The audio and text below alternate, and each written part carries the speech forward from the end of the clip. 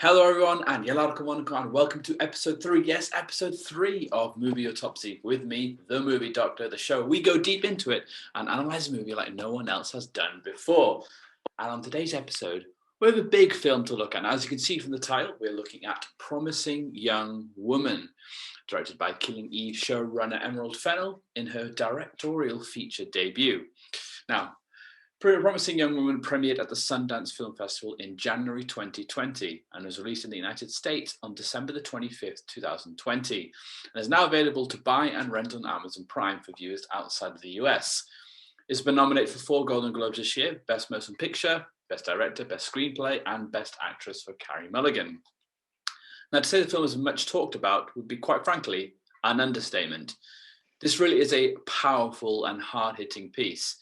And over the next 30 minutes or so, we're going to do our best to unpack this film as best we can. This is the point I want to make now, and I will elaborate on that at the end. This is a film for everyone.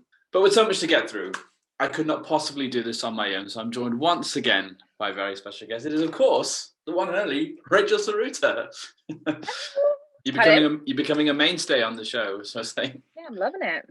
I'm actually really excited because when you said you wanted to do this film, I've been dying to see this film since I heard about it, so I'm really excited. Yeah. So thanks for having me back. No problem. So to anyone who is new or is suffering from short-term memory loss, hello, I'm the movie doctor. This is my YouTube channel. Hi, nice to meet you. But I'll explain, as always, the structure. We divide the film into 5 categories. That's a story, performance, direction, cinematography, music, and impact. And on each category, we give the film a rating out of 10, and of course, a overall rating out of 10 at the end.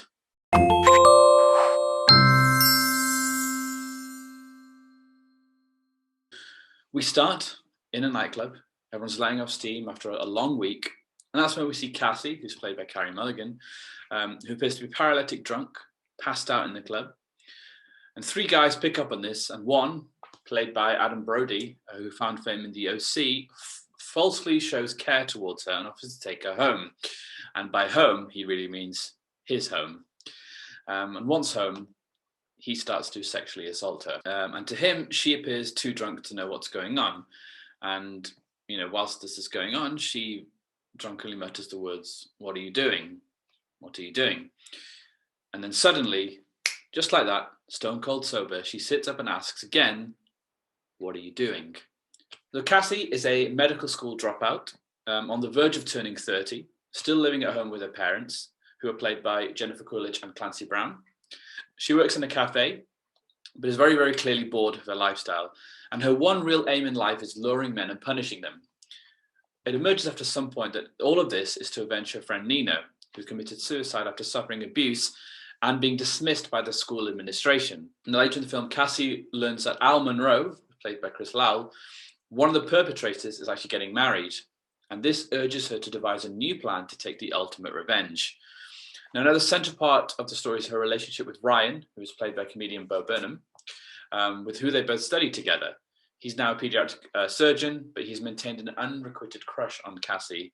But he has also stayed with people in touch who knew Nina as well. That was planned. I've literally just, the first thing I've put is just in big capital letters: love, love, love.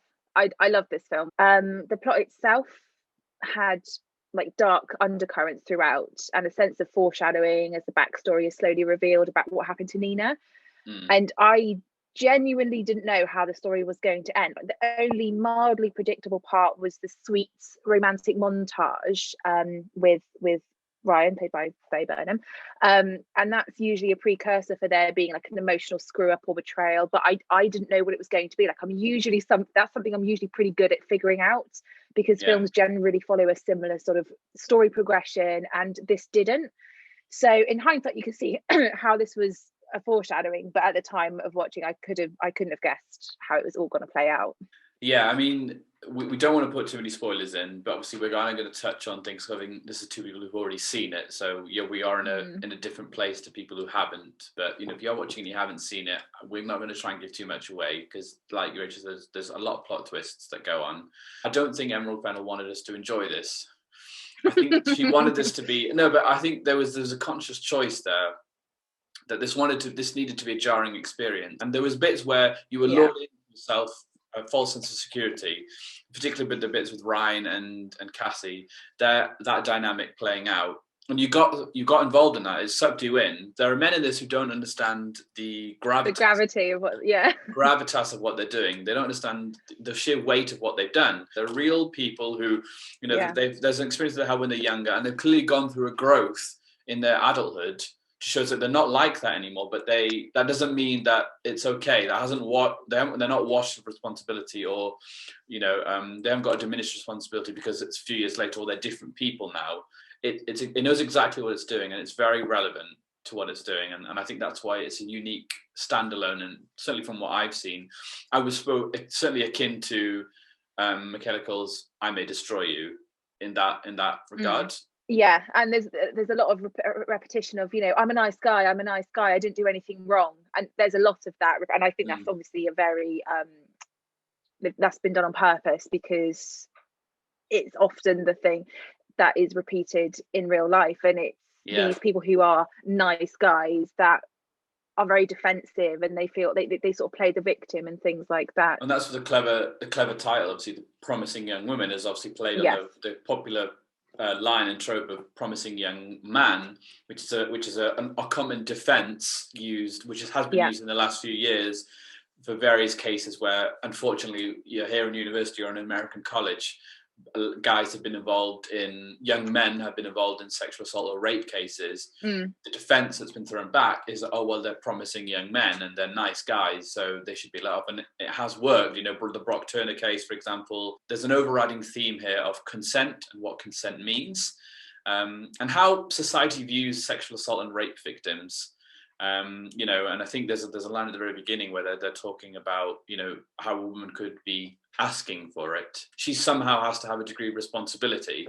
These girls who have had these instances of sexual assault happen to them, and it's basically completely derailed their lives.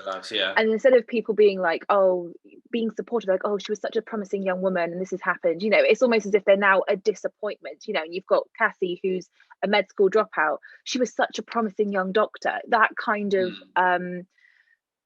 just basic response, and actually quite damaging response, that just sort of like, you're just generalizing what they're going through with that one response. And again, you're like when it's the promising young man, you're generalizing what's happened, and because they have some good traits, therefore they should be allowed off. We could sit here on this one category alone. We could sit here for 4 or 5 hours talking about it, but we can't.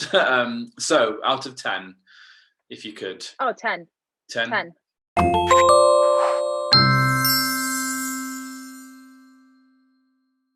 I mean, I thought all the main characters were superb. Carey Mulligan is phenomenal. She's always been phenomenal, in my opinion. Like, even in her early days playing Kitty in the Pride and Prejudice remake, she plays the role of this slightly unhinged, badass, take no prisoners woman so well. And at no point did I feel confused about the complexities of her character. She was just, I'd probably say my favorite character is probably a toss-up between Cassie and Gail, played by Laverne Cox. But I think because of the complexities of Cassie's character, just fascinating to watch.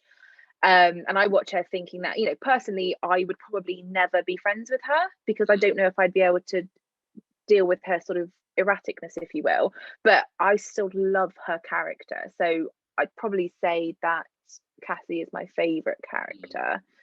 I mean, to be fair, you do get to know her the most. So yeah. And I put the weakest character for me was probably Max Greenfield as Joe, because in most of his actions and his physicality, he was basically just Schmidt from New Girl. So like, even his freaked out reaction where he's just like, he's just being Schmidt. So that he would be my weakest character, only because I just sort of saw Schmidt in that character. However, I did like that, like you mentioned earlier, there's not just these stereotypical jock characters. They are guys that have been to med school. They're frat boys, but they sort of moved away from the stereotype a little bit. So I still liked that aspect of it. I probably felt that there was some, like, a slight sense of the generic to some of the characters, like the emotionally awkward parents, the frat boys, the sassy best friend. But at the same time, it meant you focused on Cassie's story, so you understood her character, you supported her, even in her more darker decisions. And in some ways, it demonized the other characters who are, in essence, working against her. So Bo Burnham playing Ryan was nice. It was a nice respite from all of the what I've just mentioned, like the darkness, the dark undertones, and everything. And it also showed that Cassie is perhaps heading down a dark path, and he brings some light into her life. And I love their dark humor and their banter throughout the whole thing as their like relationship developed. I really, really loved. Well, even from the start, actually, like they had that really sort of almost like, oh my god, I can't believe two people are interacting like this. But I liked their dynamic. Carey Mulligan is just magnificent in this, fully deserving of a Golden Globe nomination. You can't really take your eyes away from her, you know. It's so compelling. No. She's so compelling. You couldn't really have any weak points because they would be very obvious, I think. Bo Burnham as Ryan was fantastic, and he was probably, other than Cassie, my favourite, just in the sense that I didn't like his character, but the portrayal of it was brilliant, I thought. Their dynamic ending is very believable, even if there's like a cartoon element to a few things, like, for example, the pharmacy scene. There's a little bit of kind of over the topness or Hollywoodness, but it works because they're illustrating their dynamic and you believe it, and it brought a smile to my face, like, oh, that's really cute, it's really nice. I liked seeing that. A lot of these movies, the romance is the focus, so they sort of rush through the important parts of stuff like the character growth to sort of highlight the romance, and they didn't do that in this. They had that little montage to see their relationship grow, but the main story was still about what had happened in the past and how she was going about her revenge. Emerald Fennel played an absolute masterstroke by putting kind of well-known nice guy faces in there, because I think it helped make it extra jarring. You know, if it made it even worse when you see guys that we like and associate with other things, people who we really like, and seeing them do the things they do made it extra jarring. You know, for example, Adam Brody, as from the OC, you know, well-known, you know, heartthrob, whatever you want to call him, you know, having him play a horrible human being or someone tries to sexually assault a woman was jarring, and I imagine it will be very jarring for people of a certain generation. Christopher Mintz-Plasse, who plays McLovin in Superbad, and again, seeing him in that role was like, oh god. Also, like Max Greenfeld, you know, we touched on him, like he was very Schmidt-like in his mannerisms and thing. And the more at the time I thought, oh, he's just being Schmidt. The more I thought about it, I wonder. I genuinely wonder. It'd be interesting to see if we could find something where those systems are. I wonder if this was done on purpose, because that is what we most associate him for. And you know, Newgall is so beloved, particularly Schmidt. And I just wonder if there was a genuine thing in there, like I need you to be exactly like Schmidt, because it's gonna really hit home harder. Give it a shock factor. It's gonna be more shocking. It has unfortunately ruined New Girl forever for me now. Sexual assault can come from anyone. There isn't like a particular type of perpetrator. You know, it could be, as we've said, a soft-speaking nice guy can flip. They can turn. Christopher Mintz-Plasse's character says, "Oh, you calling me a predator?" And it's like, well, you are, especially you know, in the opening scene. He is genuinely being a nice guy. He's offering, you know, oh, you're by yourself, are you okay? And then offers her a ride home, to then make a move on her and sexually assault her without her consent when she's potentially absolutely plastered. So they really demonstrate how easy it is to fall into that trap, because especially if you're drunk on a night out, someone can be nice to you. And I don't know about you, but when I'm drunk, I'm friends with everyone. So you know, it's quite easy to sort of be chatting to somebody and whatnot. And some people do have a bit more control than others when they are drunk. So some can be like, no, go away. I don't want your help. But a lot of people would easily fall into the trap. And I think that's the whole point, is it's showing how easy it is for this to happen. A lot of men, particularly men that I've encountered through university times, they have this belief that somehow women need us. Women need us, they need our help, they need our protection, they always need us. Like, even if they're in trouble, it needs to be a man to come and sort it out. You know, they couldn't either do it on their own or a female friend. It has to be a guy that sees through doing it. And unfortunately, more often than not, the ulterior motive and thinking behind that is because if I help now, later down the line, it will lead to sex. Like, if you're doing something just for the benefits of getting sex, girlfriend, whatever, or boyfriend or whatever out of it, then you're not actually their friend. So it plays on that as well. But anyway, performance. Out of 10, I've given it a 9.5. Okay, I gave it a 10 actually. Oh, okay.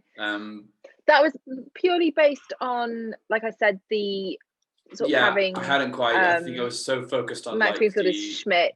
Yeah, I was so focused on the strong overall and the kind of key people playing that I hadn't quite digested the kind of the valid points that you've raised. So 9.5 is fine.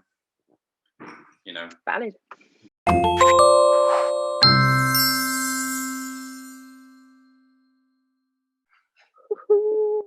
I mean, Emerald Fennel, what a beaut. She absolutely nailed this. She both wrote and directed it. Yeah. She's written, I think you mentioned 6 episodes of Killing Eve, which has been a massive success. And that talent is coming through in this film. Like I think she also had a cameo. There were a few similarities actually. You can see the similarities between the two as well. They were very clear, the style-wise anyway. And she also had a cameo as the role as the beauty tutorial vlogger. Oh, okay, yes, she did, yeah. So I was like, I quite like that she put herself in there in that particular role. Like, she did that really well. Yeah. And I kind of got like a Wes Anderson meets The Shining vibe from it as well. Yeah. So you've got like the tacky old-fashioned furniture in her parents' house, and you've got the mix of bright and pastel colours in like the cafe and again in the restaurant and things like that. So you had like a clash of the outdated and the modern, which actually seemed very poignant alongside the film's topic, because you've got very old-fashioned mindset of, oh, well, you know, she's putting herself in danger because she's too drunk, she shouldn't be dressed like that, etc., with the modern going, well, actually, just because she's dressed like that doesn't mean she says, please have sex with me when I don't want to. I think we've touched on it already, but I do like the portrayal of rape culture in the film as well. You know, it's brutally honest, but it's respectful, and in some cases it's perhaps exaggerated, but it all like harmonizes perfectly so that you're sort of taking on an emotional roller coaster and the message hits harder, which I think is what you said. You know, you're sort of thrown about and it keeps hitting you again, and you feel safe, and then you hit with something again, it punches you in the gut. So it hits you harder because it tosses you around like a rag doll between sympathy, discomfort and anger for what's going on. And again, just I think that's so well played out, so well thought through. So yeah, you know, it's really hard. You know, you had so much to tie together and so much to put together here in terms of what she wanted to do. She had a conscious decision to, as you said, throw her around like a rag doll and have so many things going on and make it a jarring experience. You know, like I said, it was 1 minute it was a rom-com, the next minute it was a dark black comedy, and the next minute it was a psychological thriller. And I don't mean that in a negative way, like criticizing, well, what was it? I mean that they purposely did it that way because they didn't want you to be settled, they didn't want you to be comfortable. And I really, really thought that was so clever, and I imagine incredibly difficult to pull off. When we saw Cassie with these men, it was very intimate. So you felt like you were there, really made a conscious to feel like the audience was part of this. And at times, like, you know, as you're feeling in the room, and it feels like you're part of it. You're kind of confronted with it as well, and like, well, so yeah, and some of the shots they use is from Cassie's perspective, so it then puts you sort of in the helps you get into the mindset of Cassie's character or any woman in that character, and then, like you said, it switches it around, so you then feel like Cassie's coming for you, and it's like, oh my gosh, like that throw around is just so clever. A quote actually that she said in an interview about this is that this movie is supposed to be incredibly appealing and fun and inviting, and so it's only really once it's too late that people realize what kind of journey that they're being taken on. And he definitely did that. Yeah, and it's also a complete metaphor for what happens when you have these sexual predators being the nice guy and everything else. Like, everything seems very enticing and inviting, and then it's too late. With all that in mind, out of 10? 10. 10, yeah, 10 out of 10.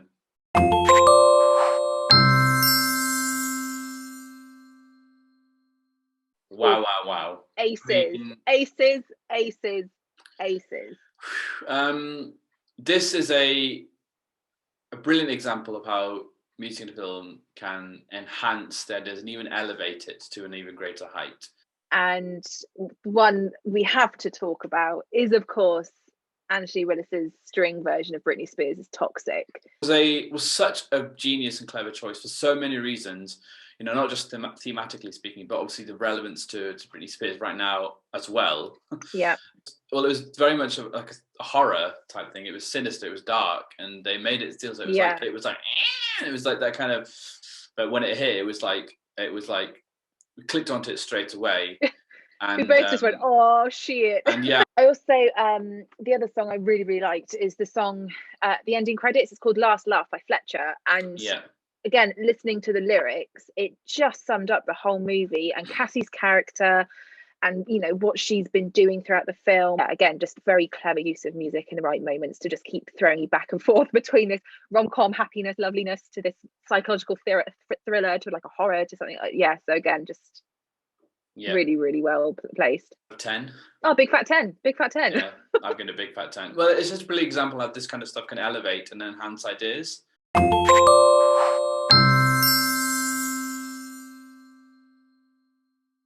So the film has been much talked about, and that is pretty understandable considering the subject matter, but the film has been in the headlines again this week. Now, not so much due to the plot, but due to the growing dispute between Carey Mulligan and a movie critic. Not me, not yet. Well, not ever, I hope. But the whole issue started when well-known critic Dennis Harvey wrote for Variety saying, Mulligan, a fine actress, seems a bit of an odd choice as this admittedly many-layered apparent femme fatale. Margot Robbie is a producer here, and one can perhaps too easily imagine the role might have once been intended for her. Whereas with this star, Cassie wears her pickup bait gear like a bad drag. Even her long blonde hair seems a put-on. Carey Mulligan responded to this in an interview with the New York Times by saying, I took issue with it. I felt like it was basically saying that I wasn't hot enough to pull off this kind of ruse. Variety then issued an apology, pinning an editor's note at the top of the review stating, Variety sincerely apologizes to Carey Mulligan and regrets the insensitive language and insinuation in our review of Promising Young Women that minimized her daring performance. Now, during an Actors on Actors video segment, funnily enough, hosted by Variety, Carey Mulligan was chatting with Malcolm and Marie star Zendaya and went on to say, I feel it's important that criticism is constructive. I think it's important that we're looking at the right things when it comes to work, and we're looking at the art, and we're looking at the performance and the way the film is made. I don't think that goes to the appearance of an actor or your personal preference what an actor does or doesn't look like, which it felt that article did.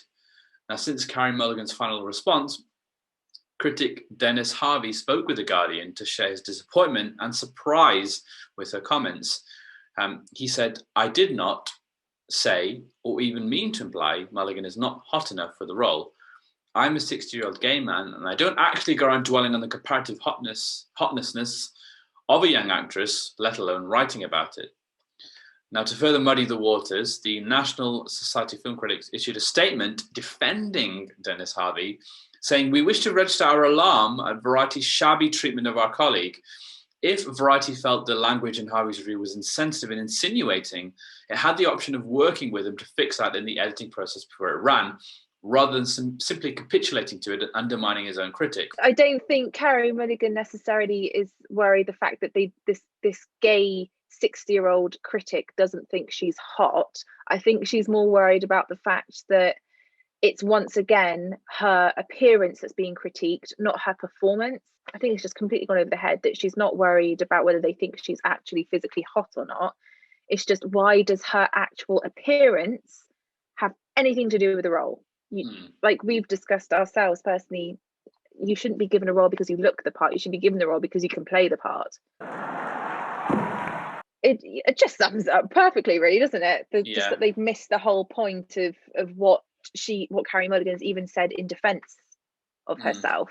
It's a very clear example of men just not understanding the issue, because I looked at the Variety article and, okay, yes, there is an editor's note saying that, but crucially, the point where he talks about and compares it to Margot Robbie is still in there. You know, to not even back up that statement by just saying it would have been better suited to Margot Robbie without even elaborating on that point, then you can't complain and be upset at, when the comments back at you. It's just a very unfortunate clear example of men not understanding the issue. Saying, "Oh, I'm a nice guy. I'm a gay 60-year-old man. Therefore, I wouldn't be judging her on her looks." Well, you have. You've literally said, you've commented on her looks. It's in writing. It's in somehow, because you're not attracted to women that you couldn't possibly then come from that motive. That doesn't mean anything. You're not absolved of blame. Perhaps a male perspective is not required for once. I'm not saying that men can't comment on this, because here I am, a man, commenting on this. I'm not saying that at all, but it's very clear from just these two critics and the association's defense that the message hasn't hit home. I would vastly encourage people to go and see this at the earliest possible opportunity, because men need to see this film.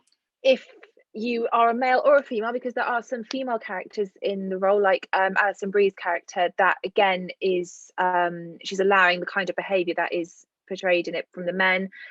She gaslights, etc., etc. So if you are a male or a female and you watch this and you feel personally attacked by the movie, this movie is for you. It is sending a message to you that you just need to check yourself and your attitude, because it's telling you everything that is wrong with the way you're thinking about it. You know, the film, in terms of its expectation, or what I expected of it, for me, it went beyond plus ultra. But then the ending was just masterful. It was just in a glass case of emotion. I'm in a glass case of emotion. But yeah, in terms of out of a rating, I've gone with a 10 out of 10 for its impact. I've given it a 9. Okay. Because I did sometimes feel that it's sort of scare tactics overpowered the actual message. So without giving too much away, like one of the final scenes, you know, you sort of like, you genuinely don't know what's going to happen, like how it's going to play out, and it kind of took away from why she's doing what she was doing. I don't think that they would have wanted to be completed this and having conversations where they're still having to try and educate men. So I think I am convinced then that probably a 9 out of 10 is probably a better mark, just for that, because, you know, its impact didn't quite get like to it did a brilliant job, but to the overall rating, what do you think? I've given it a 9.5. Yeah, I just because majority of the things we've gone through, we've given it a 10, and because we've got a couple of things that have been given a 9, I just think 9.5. No, that's completely fine. And Alexa, we have touched on the things that would probably, that, you know, we thought maybe could be better, or that could have been, you know, we have to analyze it as well from a film perspective. And there were things that weren't perfect. You know, I'm not saying they were bad, but that, you know, that we thought could have been done differently or better. And that's absolutely fine to say that about the film perspective. Yeah, obviously, I mean, I said at the start, and I want to elaborate on this, everybody needs to watch this, men, women, everyone, because it's a real wake-up call. It's unashaming, it's raw, it's glossy as well, but almost in a sickly way. But it makes you think. So it's very, very deserving of the nominations, and I have every confidence that it's going to pick up more than a few awards, and it's going to take some stopping, certainly this year. Yeah, I really hope it does. I want to at this point read a quote to sort of tie things up from Emma Brooks of The Guardian, who has been talking about the fallout of all of this and how they got the portrayal of sexual assault correct in this. It's a message. I will pop a link to her article along with all the other reviews and stuff, so you can catch up on all the controversy going on your own. But do check out Emma Brooks' Guardian article talking about how they portrayed sexual assault correctly in this. And she talks about how, at the beginning of the film, when we see Cassie, she is in a nightclub, and she isn't dressed particularly seductively, actually. She's out of it, paralytic, but she's just in a normal business clothing. It doesn't matter if you're old, young, thin, fat, dressed up or dressed down. It doesn't matter if you're hot or not, promising or hopeless. All that matters in these moments is that you're too out of it to consent. There's no honey trap, just a woman in a suit who is asking for it. The proverbial nail has been hit on the proverbial head there. In this situation, you're not given your consent. And that is the be all and end all. And tell that to the children who were in their pajamas when they've been assaulted as well, you know. Understand it, and if you have watched it, we'd love to know what your thoughts are about it. Whoever you are, we want to hear from everybody on this one. So the comment section is below. Please, we would love to hear everybody's thoughts and opinions on this. Rachel, thank you for not only joining me, but for attempting to unpack this. We may have just scratched the surface, and so be it. But there's plenty of discussion to be had around this, and please, as I said, comment section below. But thank you once again, Rachel, for joining me. So we've got plenty more to come, guys. But thank you for joining. Make sure you like, make sure you share, make sure you subscribe, and hit the little bell button at the top so that when we do release a new episode, you'll be the first to know about it. This has been Movie Autopsy. I've been the Movie Doctor, and I will see you next time.